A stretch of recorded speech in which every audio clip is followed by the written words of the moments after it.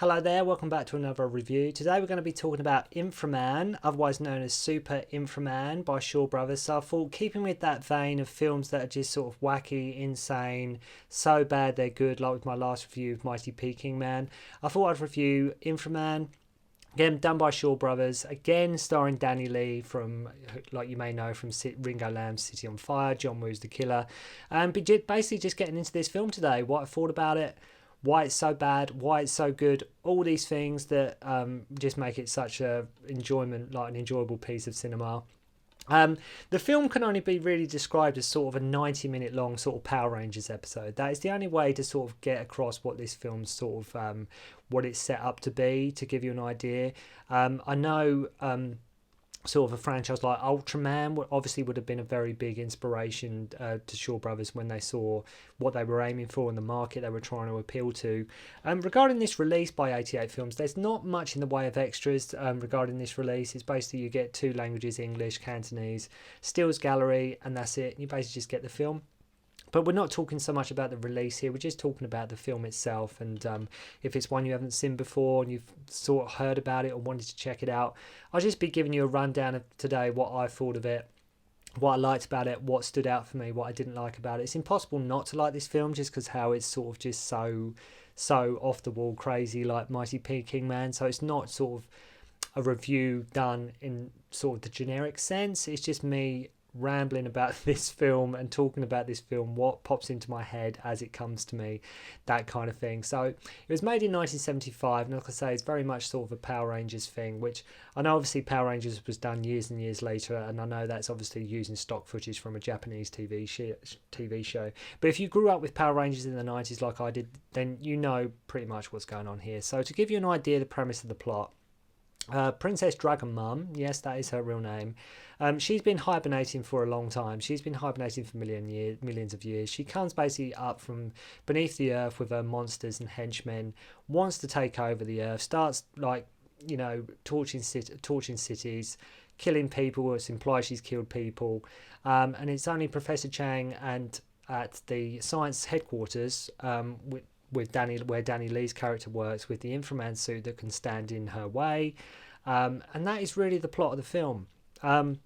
There's not much in the way of sort of a real sort of thought-provoking plot here, which is not a bad thing. You don't go to films like this to see a thought-provoking plot. That's like with the Mighty Peking Man, this is just pure escapism. This is just pure entertainment, and that is why I watch films. So this is why I love and have a soft spot for films like this, because the Mighty Peking Man, like regarding my last review, you're never really entirely sure the whole time if the producers and people involved were taking it seriously or they were sort of not taking it that seriously. With this film, you can easily tell the cast and crew are definitely not taking it seriously. You can tell they know exactly the kind of film they're setting out to make and what they're looking for, what they're hoping to produce and what they're hoping to get across.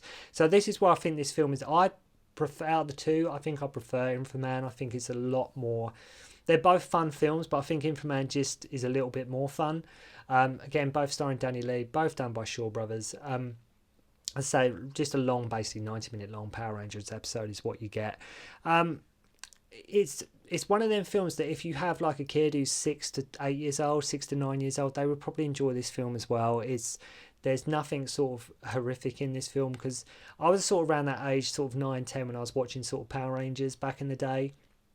So this film, if you put like a young kid in front of it, I think would really enjoy it. I think they would definitely find it, because they would be laughing throughout and they would enjoy sort of the fight scenes and things like that. And speaking of fight scenes and like what's involved with this film, I mean, you're getting science fiction motifs, you're getting spy motifs, you're getting monsters, you're getting kung fu, you're getting everything put in this pot, stirred together and just thrown up on screen for you for 90 minutes. And it's just really good fun. It really is a fantastic film. I mean, when the villain's name is Princess Dragon Mum, you can't really go wrong. And it does make me laugh that I say Professor Chang, who works for Science Headquarters, him and where Danny Lee works, they have this prototype of this suit, Infra-Man, which Danny Lee agrees to put on and wear in order to combat her. And it's mentioned at one point that military and missiles and force that way is no good against her. It's never explained why not, but that's, I'll take their word for it. Why not break out the Infra-Man suit, right? So yeah, a lot of enjoyment here, not taken too seriously at all. And I do love how every time he changes into Infra-Man, he does these sort of, you get the same like sort of theme music, this same sort of music, and then he does 3 backward somersaults, and then he always flies into the same direction, like he goes to the left of your screen every single time, no matter regardless of where he is or what he's doing, he always goes one way on the screen. Another thing as well, like he'll be being Infra-Man, he'll be saving the day, beating people up, doing everything he needs to do, and then for some reason he sometimes changes back to his normal form. There's no reason for him to do that. Like, you'd think stay as Infra-Man till all the trouble is done, but he'll be sometimes, a couple of times, he changes back to his normal self even in the middle of a fight, like even when the villains are still there, that kind of thing. But I'll just be picking out things as they come to me with this review. This isn't sort of, this, like with everything, it's not mapped out in the slightest. This is just as things come to me regarding this film. The monster costumes in this are very entertaining. You know, look, I keep going on about it, but they just wouldn't look out of place in something like Power Rangers. It did make me laugh at the Princess Dragon. I mean, she really amps up these monsters when she's introducing them. You're thinking, oh my god, they're going to be some real big, massive villains when they've all got their unique sort of skills or special moves that they do. And some of them do. They got little, they do have things that makes them very unique. And you make out they're really terrifying, and like I say, have loads of different powers, and like I say, some do.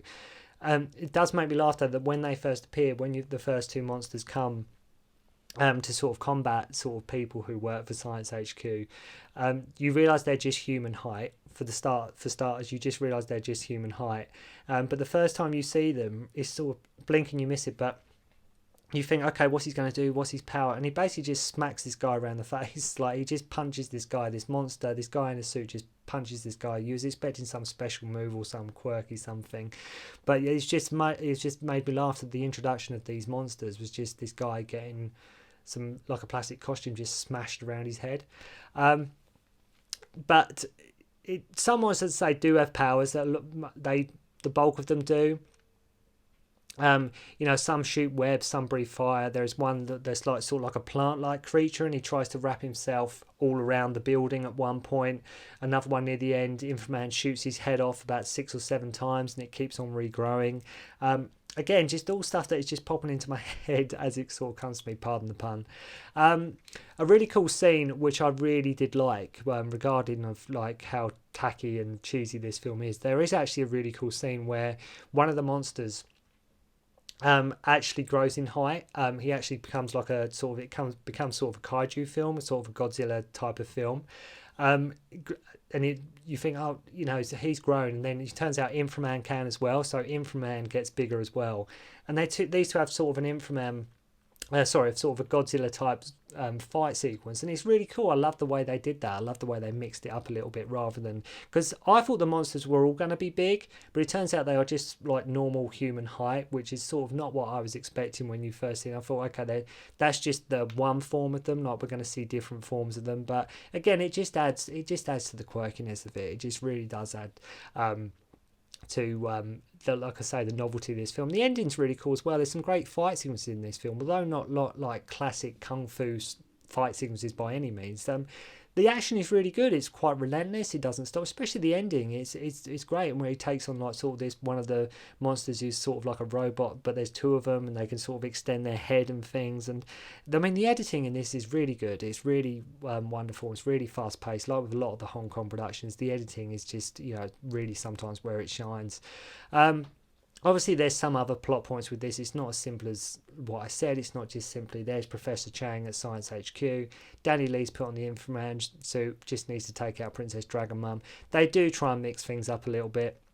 Like Dragon Mum brainwashes one of the staff who work at the base where Infra-Man was created to try and get the blueprints on the Infra-Man suit. At one point, near the end, the professor's daughter is kidnapped.